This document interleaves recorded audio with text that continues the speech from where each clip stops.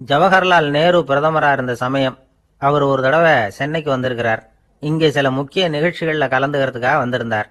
ஆளுநர் மாளிகையில் ஒரு நாள் ராத்திரி தங்கி மறுநாள் புதுடெல்லி புறப்படுறதாக ஏற்பாடு. நிகழ்ச்சியிலெல்லாம் முடிச்சுக்கிட்டு ஆளுநர் மாளிகையில் தங்கி இருக்கிறார். அன்றைக்கு இரவு படிக்கிறதுக்கு ஒரு முக்கியமான புத்தகம் அவருக்கு தேவைப்பட்டது. அந்த சமயத்தில் உலக அளவில் ஒரு முக்கியமான பொருளாதாரம் சம்பந்தமான ஒரு புத்தகம் வெளியாகி இருக்கிற விஷயம் அவருக்கு தெரியும். அந்த புத்தகம் மெட்ராஸுக்கு வந்திருக்குமா, அது இங்கே கிடைக்குமா அப்படின்னு விசாரிச்சிருக்கிறார் நேருஜி. அவர் இப்படி கேட்ட உடனே அங்கே இருந்தவங்கெல்லாம் ரொம்ப பரபரப்பாக செயல்பட ஆரம்பிச்சுட்டாங்க. முக்கியமான இடங்கள்ல எல்லாம் விசாரிச்சிருக்கிறாங்க அந்த புத்தகம் உங்ககிட்ட இருக்கான்னு. சென்னையில் உள்ள கன்னிமாரா நூல் நிலையத்துக்கு எப்படியும் அந்த புத்தகம் வந்திருக்கணும் அப்படின்னு ஒரு நம்பிக்கை. அங்கே விசாரித்தாங்க. அந்த புத்தகம் 2 நாளைக்கு முன்னாடி தான் அங்கே வந்திருக்குது அப்படிங்கிற விஷயம் தெரிஞ்சுது. உடனே எல்லாரும் அங்கே ஓடினாங்க. அவங்களுக்கு இன்னொரு சந்தேகம், புத்தகம் வந்திருக்கு சரி, அது இந்த சமயத்தில் வேற யாரும் படிக்கிறதுக்கு எடுத்துகிட்டு போயிருக்கக்கூடாதே அப்படிங்கிற சந்தேகம் இருந்தாலும் மனசுக்குள்ள ஒரு தைரியம். இப்படி ஒரு புத்தகம் வெளிவந்திருக்கிற விஷயமே நேருஜி சொல்லி தான் நமக்கே தெரியும். அதுவும் இல்லாமல் உலக பொருளாதாரம் சம்பந்தமான ஏதோ ஒரு புத்தகம் அது. அதை போய் இந்த நேரத்தில் அவ்வளவு ஆர்வமாக யார் எடுத்துகிட்டு போயிட போகிறாங்க அப்படிங்கிற தைரியம். இந்த தைரியத்தோடு அந்த நூல் நிலையத்துக்கு ஓடினாங்க. புத்தகத்தை தேடுனா அது கிடைக்கல. யாரோ எடுத்துகிட்டு போயிருக்கிறாங்க. நேருவுக்கு மட்டுமே தெரிஞ்சிருந்த அந்த புத்தகம் பற்றின விஷயம் சென்னையில் வேற ஒருத்தருக்கும் தெரிஞ்சிருக்குது.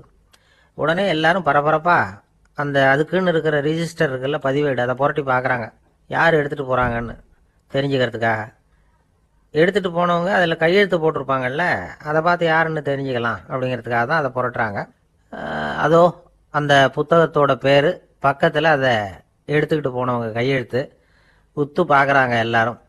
அதில் போட்டிருக்குது பேர் CN அண்ணாதுரை அப்படின்னு எழுதியிருந்தது. அவர் தான் பேரறிஞர் அண்ணா. நேரு படிக்க விரும்பின ஒரு புத்தகத்தை அதே நேரம் படிக்க விரும்பின இன்னொரு தலைவர் இவர். படிக்கிறதுல அவருக்கு இருந்த ஆர்வத்தை நாம் தெரிஞ்சுக்கணும்னா அதுக்கு எவ்வளவோ சம்பவங்கள் இருக்குது. கடைசி காலத்தில் அவர் அடையாறு மருத்துவமனையில் படுத்திருக்கிறார். அவருக்கு ஒரு முக்கியமான அறுவை சிகிச்சை செய்ய வேண்டியிருக்குது அவசரமாக. அமெரிக்காவிலேருந்து டாக்டர் மில்லர் வந்திருக்கிறார். அவர்கிட்ட கேட்குறார், டாக்டர் நாளைக்கே அறுவை சிகிச்சை செய்ய போகிறீங்களா அப்படின்னு. ஆமாங்கிறார் டாக்டர் மில்லர். நாளைக்கு மறுநாள் செஞ்சுக்கிறேனே அப்படின்னாரான் அண்ணா. ஏன் ஏதாவது நாள் பார்க்குறீங்களான்னு கேட்டிருக்கார். இல்லை, ஒரு புத்தகத்தை படிச்சுக்கிட்டு இருக்கிறேன், அதை நாளைக்குள்ளே முடிச்சிருவேன், அதுக்கப்புறம் நான் இறந்தாலும் கவலை இல்லை அப்படின்னாரான் இவர். அவர் தான் அறிஞர் அண்ணா. சங்ககால நூல்கள்லேருந்து சமீபத்தில் வந்த நூல்கள் வரைக்கும் எல்லாம் அவர் படிச்சிருக்கிறார். ஒரு திருமண விழாவில் அவர் பேசும்பொழுது சொன்ன விஷயம் இது. சங்க காலத்தில் காதலியை மணக்க விரும்புகிறவனுக்கு அவனுடைய தந்தை வீர சோதனைகள்லாம் வைப்பார். போய் புலிப்பல் கொண்டுக்கிட்டு வா, அப்போ தான் என் பொண்ணை கொடுப்பேன் அப்படின்னு சொல்லுவார். காதலன் உடனே காட்டுக்கு போவான், ஒரு புலியை கொன்று அதனுடைய பல்லை கொண்டுகிட்டு வருவான். அதை வீர பதக்கத்தில் பதிச்சு அவனுக்கு மாமனார் சூட்டுவார் கல்யாண சமயத்தில். இப்போலாம் காதலன் கிட்ட அப்படி சொல்ல முடியாது. இப்போலாம் காதலன் கிட்ட காட்டுக்கு போய் புலிப்பல் கொண்டுகிட்டு வான்னு யாராவது சொன்னால் புலி தான் மாப்பிள்ளையாக வந்து சேரும் அப்படின்னா. ஒரு கடைக்கு போனேன், 5 ரூபா பணத்தை எடுத்து கொடுத்தேன். ஒரு தினசரி பத்திரிகையை கேட்டேன். அவர் உடனே அங்கே அடுக்கி வச்சிருந்த பத்திரிகையில் ஒன்று எடுத்து என் கையில் கொடுத்தார். வாங்கிக்கிட்டேன். மீதி பணத்தை எடுத்தார். அதையும் என் கையில் கொடுக்கணும்ல, கொடுக்கல. எதிரில் இருந்த பலகையில் வச்சு எடுத்துக்க சொன்னார். எப்பவும் அவர் அப்படி தான் பண்ணுவார். நானும் எடுத்துக்கிட்டு வந்துடுவேன். இவர் ஏன் இப்படி பண்ணுறாருங்கிறது எனக்கு ரொம்ப நாளாக ஒரு சந்தேகம். ஒரு நாள் அவர்கிட்டயே இதை கேட்டுவிட்டேன். ஏங்க, நீங்கள் உங்கள் கடைக்கு வந்து பொருள்கள் வாங்குறவங்களுக்கு நீங்கள் பாக்கி சில்லறையை கொடுக்குறப்போ பலகையில் வச்சு விட்றீங்க, கையில் கொடுக்க மாட்டேங்கிறீங்களே, ஏன் அப்படின்னு கேட்டேன். காசை கையில் கொடுத்தா நம்மக்கிட்ட இருக்கிற லட்சுமி போயிடுவா சார் அப்படின்னார். அதாவது பணம் செலவாயிடும் அப்படின்னு அர்த்தமா. இன்னொரு நண்பர், அவர் ஒரு நாள் வழக்கத்துக்கு மாறாக ரொம்ப சோகமாக உட்காந்துருக்கிறார். ஏங்க என்னாச்சு, ஏன் இப்படி கப்பலே கவிழ்ந்தது மாதிரி உட்காந்துருக்குறீங்க அப்படின்னு கேட்டேன். கப்பலே கவிழ்ந்திருந்தா கூட நான் இப்படி கவலைப்பட மாட்டேன் சார், வேற ஒன்று நடந்து போச்சுன்னார். என்னன்னு கேட்டேன். என் உச்சந்தலையில் பள்ளி ஒன்று விழுந்துட்டுதுன்னார். அதுக்காகவா இப்படி அப்படின்னு ஆச்சரியப்பட்டேன். ஆமாங்க, பள்ளி உச்சந்தலையில் விழுந்தா பலன் என்னன்னு பஞ்சாங்கத்தில் பார்த்தேன், மரணம்னு போட்டிருக்கு அப்படின்னு சொல்லிவிட்டு அவர் தொடர்ந்து கவலைப்பட ஆரம்பிச்சிட்டார். இப்படியும் ஒருத்தர், என் கூட வேலை பார்க்குற ஒருத்தர் எப்படி தெரியுமா, தினமும் வலது காலை வச்சு தான் ஆஃபீஸுக்கு உள்ளே நுழைவார். என்னைக்காவது தவறுதலாக இடது காலை வச்சு உள்ளே வந்துட்டார்னா அன்னைக்கு பூரா மனசு சங்கடப்படுவார். எந்த வேலையும் சரியாக ஓடாது. கேரம் போர்டு ஆடுற ஒருத்தர் எப்போ ஆட உட்காந்தாலும் ஸ்ட்ரைக்கரை கை தவறி கீழே விழுற மாதிரி பண்ணி அதுக்கப்புறம் அதை எடுத்துக்கிட்டு ஆட உட்காருவார். ஏன்னா எப்போ ஒரு தடவை நிஜமாவே அது கை தவறி கீழே விழுந்திருக்குது. அன்னைக்கு பிரமாதமா ஜெயிச்சுட்டார். உடனே ஒரு முடிவுக்கு வந்துட்டார், கை தவறுனா லாபம் அப்படின்னு. அதுக்கப்புறம் அதையே பழக்கமாக்கிக்கிட்டார். பூனை குறுக்க போனா சகனம் சரியில்லைன்னு நினைக்கிறவங்க உண்டு. ஆனா ஒருத்தர் எப்படி தெரியுமா, அவர் வெளியில கிளம்புற சமயம் பக்கத்து வீட்டு ரேடியோவில் மியாவ் மியாவ் பூனை குட்டின்னு பாட்டு சத்தம் கேட்டா கூட போதும், சகனம் சரியில்லைன்னு பிரயாணத்தை கேன்சல் பண்ணிவிடுவார். இப்போ இவ்வளவும் எதுக்கு சொல்றோம்னா, அளவுக்கு மீறின சகுன நம்பிக்கைகள் இருக்கு பாருங்க, இதோட பயமும் சேர்ந்துக்கிட்டதுன்னு வச்சுக்கோங்க, இது ஒருத்தருடைய மனநிலையை பாதிச்சிடும். இது உளவியல் நிபுணர்கள் சொல்ற கருத்து. வாழ்க்கையே தடுமாற வச்சிரும். பாதுகாப்பு இல்லாத உணர்வு, ஒரு விதமான டிப்ரெஷன் மனநிலை, இதெல்லாம் தான் இதுக்கு காரணமாக அமையலாம். சில பேர் காய்கறி நறுக்க கத்திய கையில் எடுத்தா கூட நேரம் சரியா இருக்கா அப்படின்னு பார்த்துட்டு தான் வேலையை ஆரம்பிக்கிறது வழக்கம். அறிவு தான் மனசுக்கு வாத்தியாரா இருக்கணும், அப்பதான் வாழ்க்கை நிம்மதியா இருக்கும். அறிவு மனசு சொல்றபடியெல்லாம் கேட்க ஆரம்பிச்சுட்டுதுன்னா இடைஞ்சல் தான். ஒருத்தருக்கு 7ஆம் நம்பர் தான் ராசியான நம்பராம். 7ஆம் தேதி தான் எந்த காரியத்தையும் ஆரம்பிப்பாராம். 7 எழுத்து வர்றது மாதிரி பேரை மாற்றி வச்சுக்கிட்டார். 7 மணிக்கு தான் தினமும் எழுந்திருப்பார். 7ஆம் நம்பர் வீட்டில் தான் குடியிருக்கார். கல்யாணம் கூட 7ஆம் தேதி தான் பண்ணிக்கிட்டார். அவர் ஒரு நாள் குதிரை பந்தயத்துக்கு போனாராம். குதிரையோட பேரையெல்லாம் பார்த்தார். ஒரு குதிரையோட பேர் 7 எழுத்துல அமைஞ்சிருந்தது. 7 தானே இவருக்கு அதிர்ஷ்ட நம்பர். அதனால உடனே அது பேரில் பணத்தை கட்டினார். பந்தயம் நடந்தது. என்ன சார் ஆச்சுன்னு கேட்டாங்க. நான் பணம் கட்டின அந்த என்னோட குதிரை 7ஆவதா சேர்ந்தது சார் அப்படின்னாராம் சோகமா. வாழ்க்கையில் சில சந்தர்ப்பங்களில் நாம் சில அவமானங்களை சந்திச்சே தீர வேண்டியிருக்கு. என்ன பண்ணுறது, காலம் அப்படி. அவமானப்படுறவங்க உடனே அடங்கி போயிடுறது தான் உலக வழக்கம். அவமானப்பட்டால் உடனே சீறி எழறவங்களும் உண்டு. ஆனால் அதையே ஒரு சவாலாக எடுத்துக்கிட்டு முன்னுக்கு வர்றவங்களும் சில பேர் இருக்கிறாங்க. அவங்க ரொம்ப அபூர்வம். இன்றைக்கி மனோதத்துவ நிபுணர்கள்லாம் என்ன சொல்கிறாங்க தெரியுமா, அவமானப்பட்டுட்டா உடனே அடங்கி போயிடக்கூடாதான், அதையே ஒரு சவாலாக எடுத்துக்கிட்டு மனசில் ஒரு வைராக்கியத்தோடு முயற்சி பண்ணினா வாழ்க்கையில் எல்லாரும் முன்னேறலாமா. அவமானங்கிறத நாம் வைராக்கியமாக மாற்றிக்கணும். அதுதான் வெற்றிக்கு வழி. ராமர் இந்த பூமியில் பிறந்ததே ஒரு வைராக்கியத்தினால தான் சார் அப்படின்னார் ஒருத்தர். எப்படிங்க அது அப்படின்னு கேட்டேன். அவர் சொன்னார், தசரதருக்கு ராமர் குழந்தையா பிறக்கணும், அப்போ தான் இங்கே இருக்கிற கஷ்டங்கள்லாம் நீங்கும் அப்படின்னு சர்வ லோகமும் எதிர்பார்த்துக்கிட்டு இருக்குது. ஆனால் அவர் எப்போ பிறப்பார் அப்படின்னு யாருக்கும் தெரியல.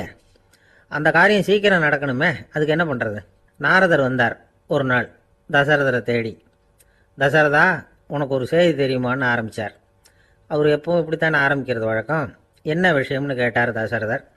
தசரதா, நீ அடிக்கடி உன்னோட தேரில் ஏறிக்கிட்டு தேவலோகத்துக்கு போகிற, அங்கே போகிற வர்ற எல்லாம் பண்ணிகிட்ருக்க, எல்லாம் சரி. தேவலோகத்துலேயும் உன்னை நல்லபடியாக தான் வரவேற்கிறாங்க. தேவேந்திரன் உன்னை பிரியமாக அழைச்சிட்டு போய் தன்னுடைய அரியாசனத்திலேயே தனக்கு பக்கத்திலேயே உட்கார வைக்கிறான். நீயும் சந்தோஷமாக உட்காந்து பேசிவிட்டு வந்துடுற. ஆனால் நீ இங்கே வந்ததுக்கு அப்புறம் அங்கே என்ன நடக்குது தெரியுமா உனக்கு அப்படின்னாரான் நாரதர். என்ன நடக்குது எனக்கு ஒன்றும் தெரியலையே அப்படின்னாரான் தசரதர். நாரதர்கிட்ட கிட்டத்தில் கேட்டிருக்கார், கொஞ்சம் சொல்லுங்கள் என்னது அப்படின்னு. அவர் ஒரு நெருங்கி வந்தாராம் நாரதரும். மெதுவாக அவர் காதோட காதாக சொன்னாராம். அதாவது நம்ம பாஷையில் சொல்லப்போனால் பற்ற வைக்கிறார். நீ அங்கே தேவேந்திரங்கிட்ட உட்காந்து பேசிவிட்டு வந்த பிறகு நீ அங்கே உட்காந்துருந்த அரியாசனத்தை தண்ணி ஊற்றி கழுவி சுத்தப்படுத்துகிறாங்க. நீ என்ன அந்த அளவுக்கு சுத்தம் இல்லாத ஆளா, தினம் குளிக்காமையாக இருக்கிற அப்படின்னாராம். தசரதருக்கு இது ரொம்ப அவமானமாக போயிட்டுது. அப்படியே செய்கிறாங்க அப்படின்னாராம். ஆமாம், நீ வேணும்னா நான் சொல்கிறது உண்மையா இல்லையா அப்படின்னு சோதனை பண்ணி பார்த்துக்கோ அப்படின்னாரான் நாரதர். உடனே தசரதர் இதுக்காகவே புறப்பட்டு தேவலோகம் போனார். அங்கே வழக்கம் போலவே இவரை கூப்பிட்டு உட்கார வச்சு பேசிக்கிட்டு இருந்தான் தேவேந்திரன். கொஞ்ச நேரம் பேசிக்கிட்டு இருந்துட்டு சரி நான் கிளம்புறேன்னு புறப்பட்டார். சரி, அவனும் வாசல் வரைக்கும் வழி அனுப்பி வச்சுட்டு உள்ளே போயிட்டான். தசரதர் வெளியில் கொஞ்சம் நேரம் மறைஞ்சி இருந்துட்டு மெதுவாக உள்ளே எட்டி பார்த்தார் என்ன நடக்குதுன்னு. நாரதர் சொன்னது உண்மைதான். தசரதர் உட்காந்துருந்த ஆசனத்தை அங்கே 2 தேவர்கள் கழுவி சுத்தப்படுத்திக்கிட்டு இருக்கிறாங்க. தசரதரால் இதை தாங்கிக்க முடியல. அவருக்கு ரொம்ப அவமானமாக போச்சு. நேராக கிடுகிடுன்னு தேவேந்திரங்கிட்டே போனார். நான் உட்காந்துருந்த இருக்கையே சுத்தம் பண்ணுறியே, நான் என்ன அந்த அளவுக்கு பாவியா அப்படின்னு கேட்டார். ரொம்ப கோபமாக கேட்டார். தசரதரே, மனுஷனுக்கு 3 கடன்கள் உண்டு. தேவ கடன், ரிஷி கடன், பித்ரு கடன். இதை தீர்க்காதவன் பாவியாகிறான். இதில் மகனை பெறுவதால் தான் பித்திரு கடன் தீரும். உனக்கு மகன் கிடையாது, அதனால் நீ பாவியாகிற. பாவி உட்கார்ந்துருந்த இடம்ங்கிறதுனால அதை சுத்தம் செய்ய வேண்டியது எங்கள் கடமை அப்படின்னு நானும் தேவேந்திரன். இந்த இடத்துல தசரதருக்கு ஏற்பட்ட அவமானம் ஒரு வைராக்கியமாக மாறிச்சு. தேவேந்திரனே கேட்டுக்கோ, ஒரு மகனை பெற்ற பிறகு தான் இந்த சபையில் மறுபடியும் அடி எடுத்து வைப்பேன் அப்படின்னு சொல்லிவிட்டு போயிட்டாரான். போய் புத்திர காமேஷ் யாகம் பண்ணார், புத்திரர்கள் பிறந்தார்கள். இந்த கதையில் உள்ள கருத்து என்னன்னா, தேவேந்திரன் தசரதரை அப்படி அவமானப்படுத்தலைன்னா அவருக்கு இப்படி ஒரு வைராக்கியம் பிறந்திருக்குமா? யோசிச்சு பார்க்கணும். நமக்கு ஏற்படுகிற சில அவமானங்களையும் வைராக்கியமாக மாற்றிக்குவோம். அப்படி மாற்றிக்கிட்டோம்னா வாழ்க்கையில் முன்னேறலாம். நம்ம ஆளுங்க சில பேர் அவமானத்தை வைராக்கியமாக மாற்றிக்கிறது எப்படி தெரியுமா?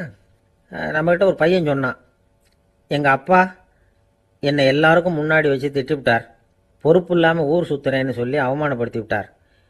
இனிமேல் நீ என் முகத்திலேயே முழிக்காதரா போடான்னு வேற சொல்லிவிட்டார். எனக்கு ரோஷம் வந்துட்டுது. அந்த அவமானத்தை வைராக்கியமாக மாற்றிக்கிட்டேன். அன்னையிலேருந்து அவர் முகத்திலேயே முழிக்கிறது இல்லை அப்படின்னா.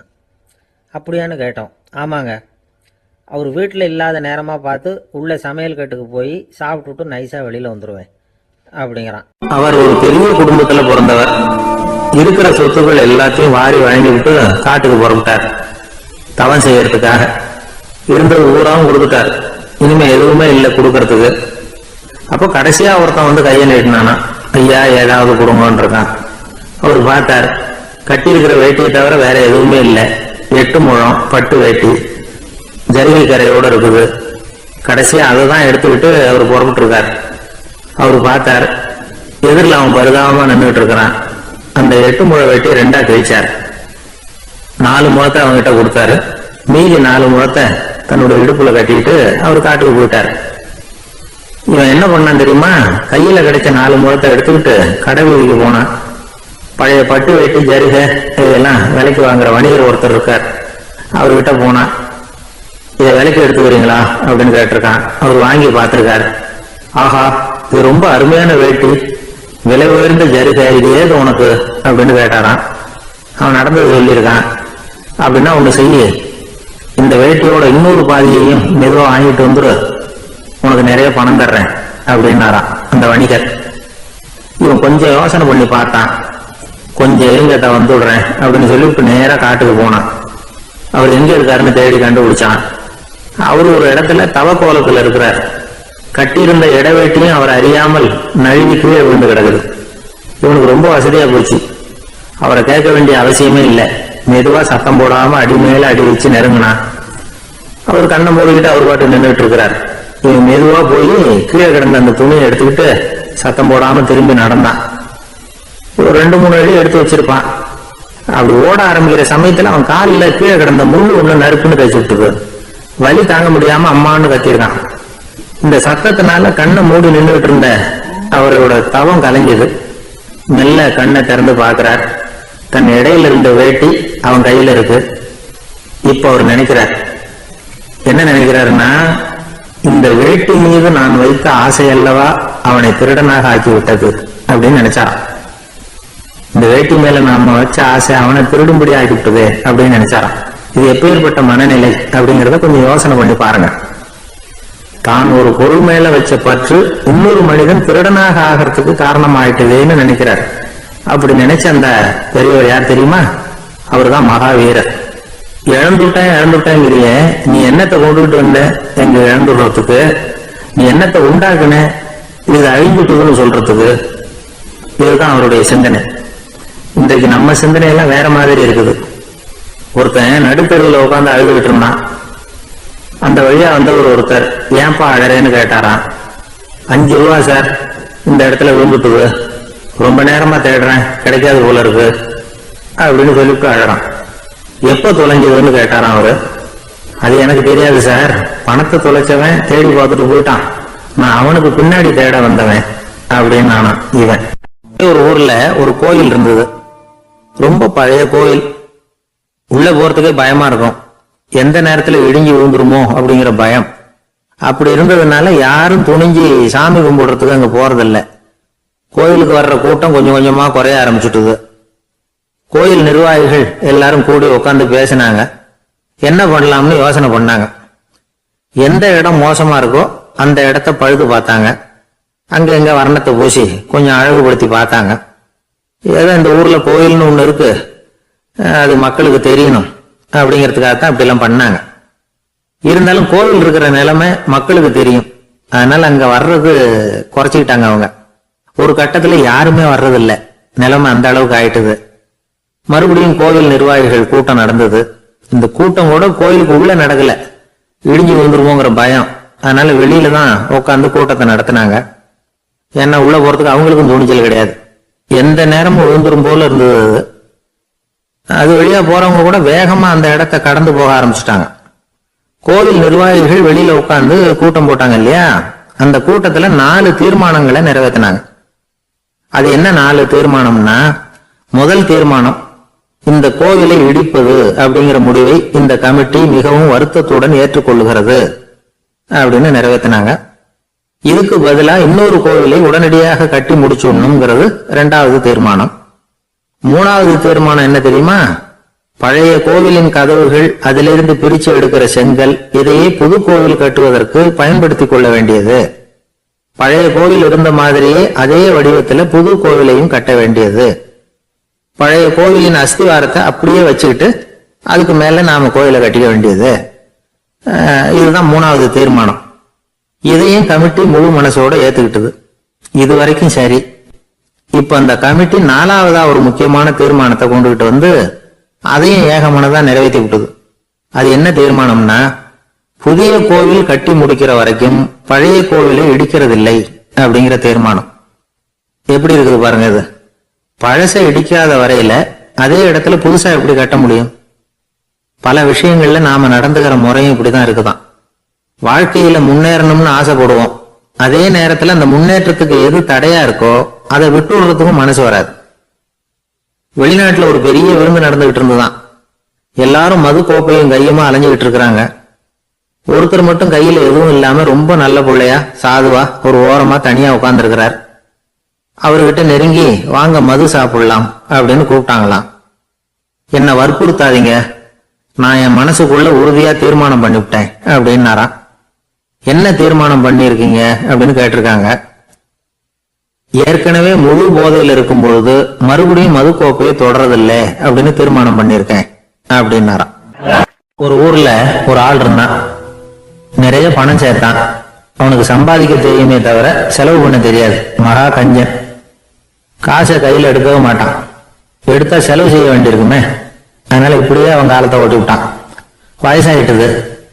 அவனுடைய மனைவி ஒரு நாள் கேட்டாங்க, இவ்வளவு நாளா நீங்க என்ன எங்கேயுமே அழைச்சிட்டு போனதில்லை, இப்போவாவது அழைச்சிட்டு போக கூடாதா அப்படின்னாங்க. எங்க போகணும் சொல்லுன்னா, காசிக்கு போகணும், கங்கையில குளிக்கணும்னாங்க. இவன் பார்த்தான், இதுக்கு ஏன் அவ்வளவு தூரம் செலவு பண்ணிட்டு போகணும், நம்ம ஊர் ஆத்திலேயே குளிக்கலாமே, இதுவும் புண்ணிய நதி தான், இங்க குளிச்சா அங்க குளிச்ச பலன் கிடைச்சிரும் அப்படின்னா. சரின்னு 2 பேருமா ஆத்தங்கரைக்கு போனாங்க. அன்னைக்கு ஏதோ விசேஷம், நிறைய கூட்டம், நிறைய பேர் குளிச்சுக்கிட்டு இருக்கிறாங்க. கரையில சில புரோகிதர்கள் நின்றுகிட்டு இருக்கிறாங்க. குளிக்கிறதுக்கு முந்தி அவங்க கிட்ட உட்காந்தா ஏதோ மந்திரம்லாம் சொல்லுவாங்க, கொஞ்சம் காசு கொடுக்க வேண்டியிருக்கும். அதனால இவன் என்ன பண்ணா, ஆத்தங்கரையிலேயே கொஞ்சம் தூரம் போனான். ஊரை விட்டு தள்ளி வந்துட்டான், அங்க யாருமே இல்லை. அப்பாடான்னு சந்தோஷப்பட்டான், குளிக்கலாம்னு புறப்பட்டான். இந்த நேரம் கடவுள் பார்த்தார், இந்த கஞ்சனுக்கு ஏதாவது புத்தி போகட்டணும் அப்படின்னு நினைச்சார். உடனே ஒரு புரோகிதர் மாதிரி உருவத்தை மாத்திக்கிட்டு அந்த ஆள் முன்னாடி வந்து நின்னார்.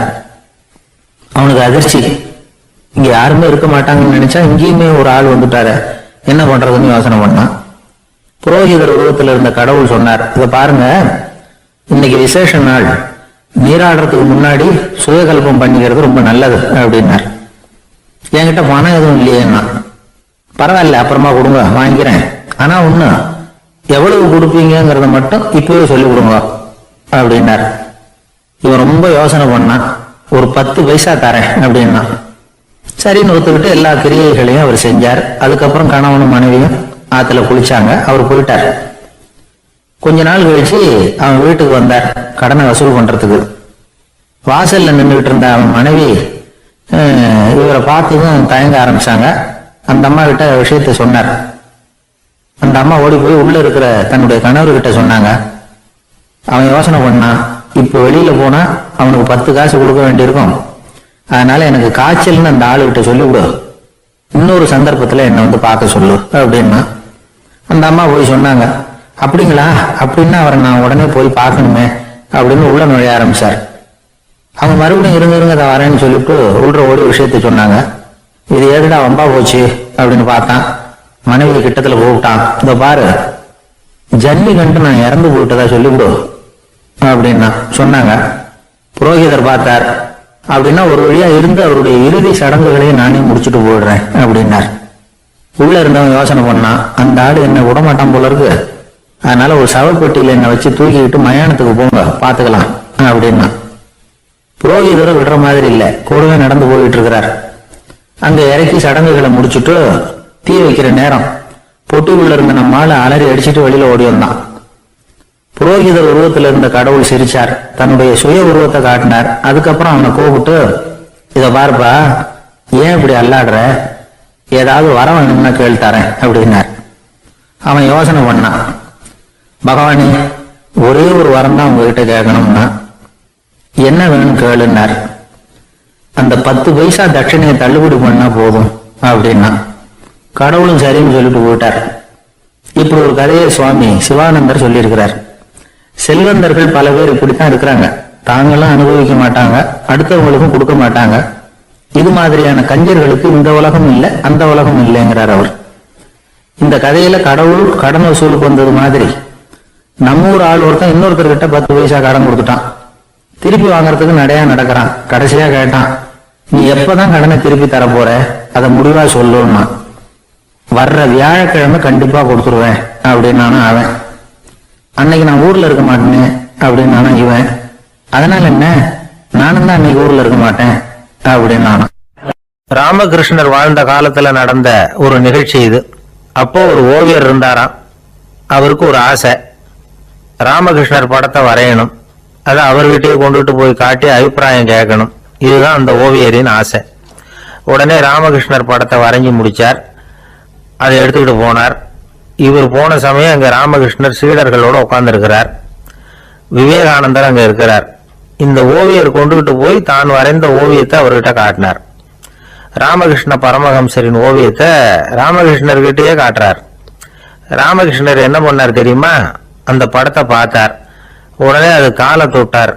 குருதேவருடைய இந்த செயல் சீடர்களுக்கு ரொம்ப வியப்பை உண்டு பண்ணிச்சு. சில பேர் மனசுக்குள்ளேயே ரொம்ப குழம்பி போக ஆரம்பிச்சுட்டாங்க, என்ன இப்படி பண்றாருன்னு. என்ன இது, இது அவரோட படம், அவரே அவரோட படத்தின் காலை தொடுறார் அப்படின்னு யோசிச்சாங்க.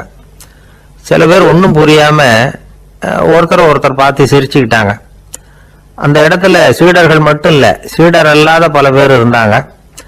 தன்னுடைய காலை தானே தொடர இவருடைய செயல் பற்றி என்ன நினைக்கிறது அப்படின்னு அவங்களும் குழம்பி போய் நிக்கிறாங்க. அந்த படத்தை வரைஞ்சி அவர்கிட்ட காட்டின அந்த ஓவியருக்கும் அதிர்ச்சி. இருந்தாலும் அவர் சீடர் கிடையாது, அதனால கொஞ்சம் துணிச்சலை வர வச்சுக்கிட்டு கேட்டார், என்னங்க இது, என்னால என்னுடைய கண்களையே நம்ப முடியல, இது உங்க சொந்த உருவப்படம், நீங்க உங்க சொந்த கால்களையே தொடறீங்க, இது எங்களுக்கு கொஞ்சம் சங்கடமா இருக்குதே அப்படின்னார்.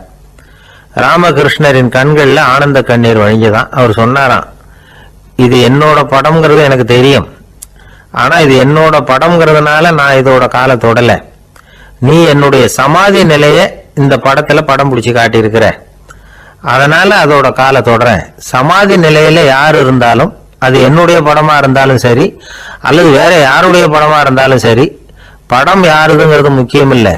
இதுல எது முக்கியம்னா அது தன்னை உணர்ந்த ஒரு உணர்நிலையின் படம். அப்படி இருக்கிறப்போ அதோட காலை நான் தொடணும். அதுக்கு நீங்க எல்லாரும் ஏன் சங்கடப்படுறீங்கன்னு எனக்கு தெரியல அப்படின்னாராம். இப்பதான் அங்க இருந்த சீடர்களுக்கும் மற்றவங்களுக்கும் விவரம் புரிஞ்சுதான். இதுக்கு முன்னாடி யாரும் செய்யாததை இவர் செஞ்சிருக்கிறார், ஆனா அவருடைய காரணம் ரொம்ப நியாயமானது அப்படிங்கிறத உணர்ந்தாங்களாம். இதுவரைக்கும் ஆன்மீகத்துல சமாதி நிலை, அதாவது தன்னை உணர்ந்த நிலை பற்றி புரிஞ்சுக்கிட்டோம். இல்லறத்துல ஏற்படக்கூடிய சமாதி நிலை பற்றி உங்களுக்கு தெரியுமா? ஒரு அம்மா டாக்டர் கிட்ட வந்து சொன்னாங்களாம், டாக்டர், என் வீட்டுக்காரருக்கு உடம்புல ஏதோ கோளாறுன்னு நினைக்கிறேன், நான் எவ்வளவு நேரம் பேசினாலும் காதல விழாத மாதிரி உட்கார்ந்துருக்கிறார் அப்படின்னு ஆகலாம். அதுக்கு அந்த டாக்டர் சொன்னாராம், அம்மா அது உடம்பு கோளாறு இல்ல, அது ஒரு பெரிய திறமை அப்படின்னாராம். ஒரு ராஜா இருந்தார். நாடு பூராவும் நிறைய மரங்களை நட்டு வளர்க்கணுங்கிறது அவரோட ஆசை. தானே அதுக்கு முன்மாதிரியா இருக்கணும்னு நினைச்சார். அரண்மனையை சுத்தி மரங்களை நட்டு வளர்த்தார். இத பார்த்துட்டு ஜனங்களும் அவங்கவுங்க வீட்டை சுத்தி மரக்கன்றுகளை நட்டு வளர்த்தாங்க. கொஞ்ச காலத்துல ஊரு பூரா பசுமையா மாறிச்சு. எல்லாருக்கும் சந்தோஷமா இருந்தது. இது ஒரு பக்கம் இருக்கட்டும். இப்ப நான் சொல்ல போற கதை வேற. அதாவது அந்த ராஜா ஒரு நாள் தன்னுடைய அரண்மனைய சுத்தி இருக்கிற விதவிதமான மரங்களை எல்லாம் போய் பார்த்தார். எப்படி இருக்கிறீங்க அப்படின்னு ஒவ்வொரு மரத்துக்கிட்டையும் விசாரிச்சாராம். எந்த மரமும் சந்தோஷமா இருக்கிறதா தெரியல. அதுக்கும் மனசுல ஒரு குறை. முதல்ல ஆலமரத்துக்கிட்ட போனார். அது சொல்லிச்சு, மண்ணா நான் நல்லா பெருசா வளர்ந்துருக்கிறேன், அடர்த்தியா இருக்கிறேன், கிளையெல்லாம் 4 பக்கமும் நல்லா படர்ந்துதான் இருக்குது, இருந்தாலும் எந்த பிரயோஜனமும் இருக்கிறதா தெரியல. எனக்கு என்னுடைய பழம்லாம் ரொம்ப சின்னதா இருக்குது, என் கண்ணுக்கு சரியா புலப்பட மாட்டேங்குது.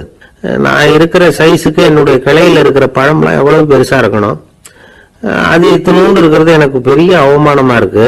இப்படி இங்க நின்றுகிட்டு இருக்கிறதே ரொம்ப கூச்சமா இருக்கு. ஒரு நல்ல புயல் வந்ததுன்னா பேசாம சாஞ்சி விடலாமான்னு பாக்குறேன் அப்படின்னு புலம்புது ஆலமரம்.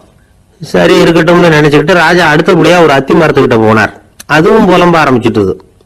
நான் கூட பெரிய மரம் தான், இல்ல இலையெல்லாம் அழகா தான் இருக்குது, பழம் அழகா இருக்குது, இருந்தாலும் உள்ள விஷயம் இல்லையே, அத்தி பழத்தை புட்டு பார்த்தா அத்தனையும் சொத்த அப்படின்னு பழமொழியே உண்டாயிட்டுத. இப்படி ஒரு கெட்ட பேரோட நான் இருக்கணுமா அப்படின்னு புலம்புது அது. சரி இது இருக்கட்டும் அப்படின்னு சொல்லி அடுத்தபடியா வேப்ப மரத்துக்கிட்ட போனார். அது தன்னுடைய வேதனையை வெளியிட்டது. எனக்கு எவ்வளவோ மருத்துவ குணங்கள்லாம் இருக்கிறதா சொல்லிக்கிறாங்க, இருந்தாலும் என்ன பிரயோஜனம், என்னுடைய பழத்தை மனிதர்கள் யாரும் விரும்பி சாப்பிடுறது இல்லையே அப்படின்னுது. ராஜா அடுத்தாப்புல இருந்து ஒரு பனை மரத்துக்கிட்ட போனார். நான் நல்லா உயரமா தான் வளர்ந்துருக்கிறேன், மற்ற மரங்கள்லாம் என்ன வந்து அண்ணாந்து தான் பார்க்கணும், இருந்தாலும் என்கிட்ட நிழலுக்காக யாரும் வந்து ஒழுங்குறது இல்லையே அப்படின்னுது. என்ன இது எல்லா மரமும் இப்படி திருப்தி இல்லாம இருந்துகிட்டு இருக்குதே அப்படின்னு நினைச்சுக்கிட்டே ராஜா அடுத்தபடியா அங்க இருந்த ஒரு பைன் மரத்துக்கிட்ட போனார். அழகா உயரமா பசுமையா தான் இருந்தது, ஆனா பழமோ பூவோ கிடையாது. அதை நினைச்சு அது வருத்தப்பட்டுக்கிட்டு இருக்குது. ஓக் மரம் அது நின்றுட்டு இருந்தது. அது என்ன சொல்லிச்சுன்னா, இலையுதிர் காலத்துல என் மேல இருக்கிற எல்லா இலைகளும் உதிர்ந்து போடுது, முடி கொட்டின மனிதர்கள் மாதிரி மொட்டையா நான் நிக்க வேண்டி இருக்குது, என்ன வாழ்க்கை இது அப்படின்னு சொல்லி அழுத்துக்கிட்டது. சரி புளிய மரம் என்ன சொல்லுது பாப்போம்னு அதுகிட்ட போனா, என்னுடைய நிழல்ல யாருமே தங்க மாட்டாங்க, உடம்புக்கு சூடுன்னு ஒதுங்கி போயிடுவாங்க, அடிமரத்தை பாத்தீங்கன்னா பட்டையெல்லாம் உறிஞ்சி பாக்குறதுக்கே கேவலமா இருப்பேன் அப்படின்னுது அது. முருங்கை மரம் என்ன சொல்லிச்சு தெரியுமா, என்னுடைய இலை காயெல்லாம் சாப்பிடுறவங்களுக்கு சத்து கொடுக்கறது வாசம் தான், ஆனா என் உடம்புல சத்தே கிடையாது, கொஞ்சம் வேகமா காத்து அடிச்சதுன்னா முறிஞ்சு விழுந்துடுறேன், என்ன வாழ்க்கை இது அப்படின்னு சொல்லி அது வருத்தப்பட்டது. ராஜா யோசனை பண்ணார், என்ன இது மரங்கள் வந்து பூமியின் வரங்கள்னு சொல்றோம், மழை பெய்யறதுக்கு அதுதான் காரணம், பூமி செழிப்பா இருக்கிறதுக்கும் அதுதான் காரணம், வீடு கட்டுறதுக்கு மரம், நாற்காலி செய்ய உபயோகப்படுத்துறதுக்கும் அதுதான் உபயோகப்படுது, மனுஷனுக்கு வேண்டிய ஆகாரங்களையும் கொடுக்குது, இப்படிலாம் இருந்து எல்லா மரமும் நிம்மதி இல்லாம இருந்துகிட்டு இருக்குதே அப்படின்னு நினைச்சார். அப்போ அங்க இருந்து ஒரு மகிழ மரம் அவர் கண்ணுல பட்டது. அந்த மரம் மட்டும் கொஞ்சம் நிம்மதியா மகிழ்ச்சியா இருக்கிறது மாதிரி தெரிஞ்சுது. உடனே ராஜா அதுகிட்ட போனார். உனக்கு மனசுல எதுவும் குறை இல்லையான்னு கேட்டார். இல்ல நான் சந்தோஷமா தான் இருக்கேன்னு அந்த மகிழ மரம். அப்படியான்னு ஆச்சரியமா கேட்டார் ராஜா. ஆமா மன்னா, இந்த இடத்துல நீங்க ஒரு முருங்கை மரத்தையோ வேப்ப மரத்தையோ கூட நட்டிருக்கலாம், ஆனா இந்த இடத்துல நடுறதுக்கு என்ன தேர்ந்தெடுத்திருக்கிறீங்க, அதுவே எனக்கு பெருமை, அதுவே எனக்கு திருப்தி அப்படின்னு தான் மகிழ மரம். மகிழ மரம் சாதாரணமா தான் இருக்கும், இளம் மஞ்சள் நிறத்துல பூக்கள், அது காய்ந்தும் மனம் வீசும். மகிழ மரம் மாதிரி மன திருப்தியோட வாழறதுக்கு நாம கத்துக்கணுமா. நாம இந்த உலகத்துல ஒரு நாயாவோ நரியாவோ கூட பிறந்திருக்கலாம், மனுஷனா பிறந்திருக்கிறோம், அதுவே பெருமை தானே. இந்த நிறைவு தான் மகிழ்ச்சியின் ரகசியம். ஒரு பையன் அப்பா கிட்ட போய், அப்பா நீங்க இந்த உலகத்துல ஒரு மனுஷனா பிறந்தது என்னோட அதிர்ஷ்டம் நானா. ஏண்டா அப்படி சொல்றேன்னு இருக்காரு அப்பா. நீங்க ஒரு கரடியா பிறந்திருந்தா இந்நேரம் நானும் ஒரு கரடி குட்டியா தானே இருந்திருப்பேன் அப்படின்னு நானா பையன். தேசத்து மேலையும் தாய்மொழி பேர்லையும் செலுத்துற அன்புக்கு அபிமானம்னு பேரு, தேசாபிமானம்னு சொல்றமே இதுதான். ஒரு கணவன் மனைவி பேர்ல காட்டுற அன்புக்கு காதல்னு பேரு, கடவுள் பேர்ல செலுத்துற அன்புக்கு பக்தின்னு பேரு. இப்படி அன்புல பல ரகம் இருக்கிறப்போ அதுல உள்ள வித்தியாசம் தெரியாம இடம் மாத்தி அன்பு காட்டினா இடைஞ்சல் தான். சரி, இந்த அன்பை பத்தி விஞ்ஞானம் என்ன சொல்லுது தெரியுமா? இதயத்தை பாதுகாக்கிறதுக்கு முக்கியமா தேவைப்படுற ஒண்ணு இந்த அன்புதான்னு சொல்லுது. நெதர்லாந்து விஞ்ஞானிகள் இதை ஆராய்ச்சி பண்ணியே கண்டுபிடிச்சிருக்கிறாங்க. கொஞ்சம் முயல் குட்டிகளை 2 பிரிவா பிரிச்சாங்க. 2 குரூப்புக்கும் கொழுப்பு அதிகமா உள்ள ஆகாரத்தையே கொடுத்துட்டு வந்தாங்க. ஆனா ஒரு குரூப்புக்கு வெறுமன ஆகாரத்தை கொடுத்ததோட சரி, இன்னொரு குரூப் முயல்களுக்கு ஆகாரம் கொடுத்ததோட நிறுத்திக்கல. அதுக்கு முன்னாடி கூண்டுகளை திறந்து விட்டு முயல்களை கொஞ்ச நேரம் எடுத்து கொஞ்சி விட்டு அதுக்கப்புறமா ஆகாரம் கொடுத்தாராம் ஆராய்ச்சியாளர். இந்த குரூப்புக்கு இதய பாதிப்பு 60% குறைச்சலா இருந்ததுதான். சில நோயாளிகளுக்கு ஹார்ட் அட்டாக் வந்தாலும் அதை தாங்கிக்கிட்டு குணமாகிற சக்தி அதிகமா இருக்குது. இது எப்படின்னு ஆராய்ச்சி பண்ணி பார்த்திருக்கிறாங்க. அவங்க எல்லாம் மனைவி தன் பேர்ல ரொம்ப அன்பா இருக்கிறதாக நினைக்கிறவங்களா இருக்கிறாங்களாம். இதய நோயாளிகள் பல பேரை சந்திச்சு இதய நோய் ஏற்பட என்ன காரணம்னு கேட்டிருக்கிறாங்க. அவங்க சொன்ன காரணம்லாம் சாப்பாடு சம்பந்தமா இல்லையா, மனைவி அன்பா இல்ல, இப்படிப்பட்ட காரணத்தை தான் சொல்றாங்களாம். அதனால இதயத்தை பாதுகாக்கணும்னு நினைக்கிறவங்க அடுத்தவங்க அன்பா இருக்கிறது மாதிரி பாத்துக்கோங்க, அதுதான் முக்கியம். ஒருத்தர் முகம் பூரா பிளாஸ்டரி போட்டுட்டு வந்தார், ரொம்ப கோபமா. என்னங்க ஆச்சுன்னு விசாரிச்சேன். எல்லாம் உங்களாலதான் சார்னார். விவரமா சொல்லுங்களேன்னு. உங்க தகவல்